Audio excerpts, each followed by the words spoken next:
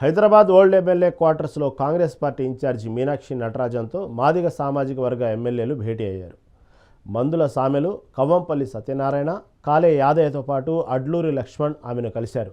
మంత్రివర్గ విస్తరణలో తమ సామాజిక వర్గానికి చెందిన వారికి ప్రాధాన్యత ఇవ్వాలని కోరారు. ఇదే విషయంపై త్వరలో ఖర్గేతో కూడా సమావేశమవుతామని తెలిపారు.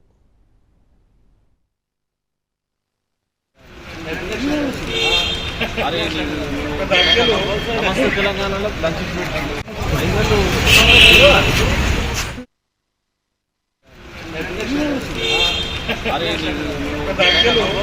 తెలంగాణలో తెలంగాణలో